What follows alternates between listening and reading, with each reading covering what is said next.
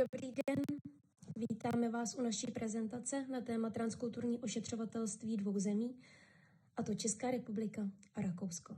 Cílem je ukázat, jaké jsou rozdíly a podobnosti v ošetřovatelské a zdravotní péči v těchto dvou zemích. Zaměříme se na 4 hlavní oblasti. Komunikace, kulturní vnímání nemoci a bolesti, etické a právní aspekty a také týmovou spolupráci.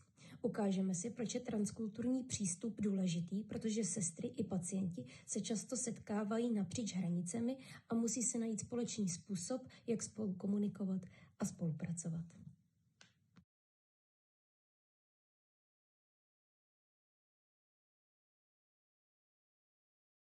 Zdravotnický systém v České republice. V České republice funguje systém veřejného zdravotního pojištění. Každý občan je povinně pojištěn a většina péče je hrazena ze zdravotního pojištění. Péče je tedy dostupná pro všechny bez ohledu na příjem. Sestry v Česku hrají významnou roli v praktické péči. Podávají léky, provádějí ošetřovatelské výkony, pečují o pacienty v nemocnicích i ambulancích. Systém je kvalitní, i když se potýká s problémem nedostatku personálu.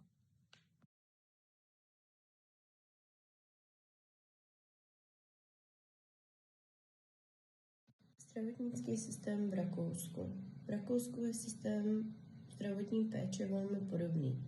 Také je založen na povinném zdravotním pojištění. Rozdíl je v tom, že Rakousko má k dispozici větší finanční zdroje, takže se více investuje do moderní techniky a komfortu pacientů.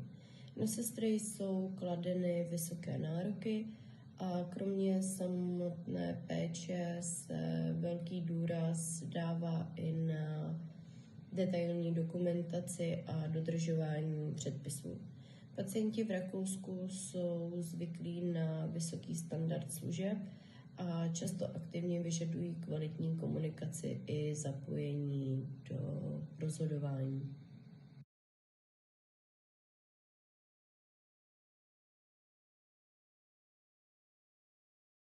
Komunikační výzvy.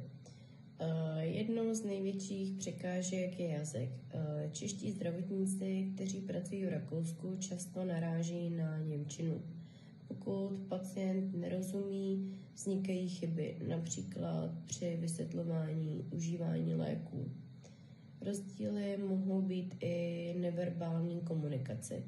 V Rakousku je přímý oční kontakt považován za projev respektu, zatímco u nás může působit trochu stroze. Sestra musí být vnímána, aby pochopila nejen slova, ale i gesta a reakce pacienta.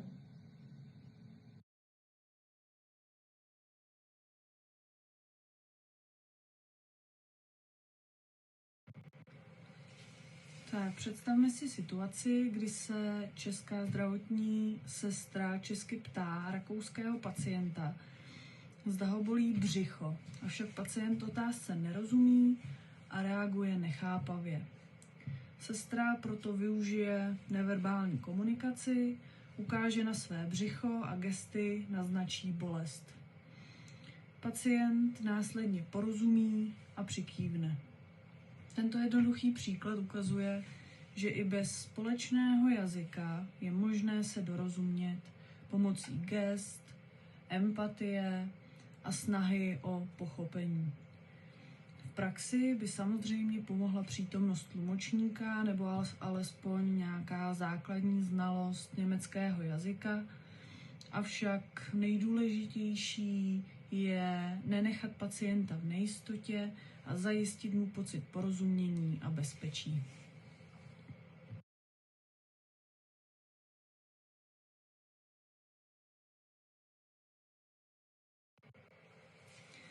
Tak, každá kultura vlastně vnímá nemoc a bolest jinak a kulturní rozdíly se v tom Německu projevují i v tom, jak lidi vnímají bolest.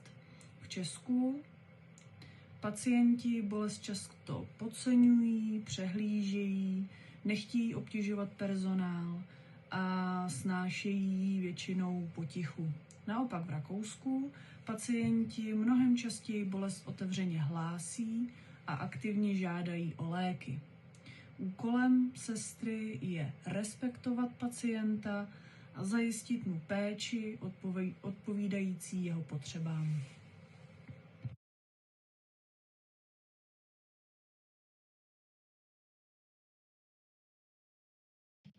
V obou zemích je základ stejný. Informovaný souhlas a respektování autonomie pacienta.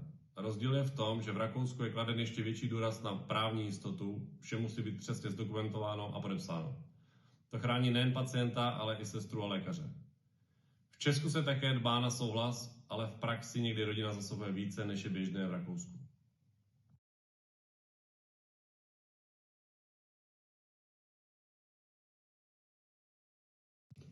Příklad etického dilematu. Starší pacient v Česku, rodina často rozhoduje, zda podstoupí náročnou operaci. V Rakousku se lékař a sestra obracejí především na pacienta samotného, i když je starší. Pro sestru je to výzva. Musí respektovat jak právní pravidla, tak kulturní zvyklosti rodiny. Tento rozdíl ukazuje, jak je důležité porozumět kultuře a pacienta, aby nedošlo k nedorozumění nebo pocitu neúcty.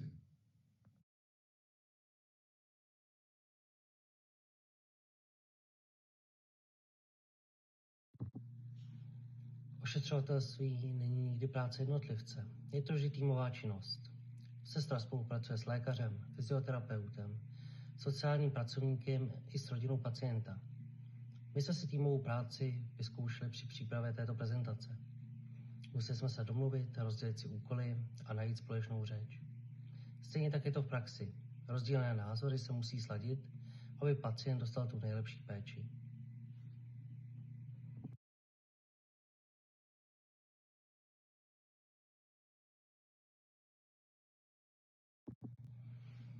Shrňme to.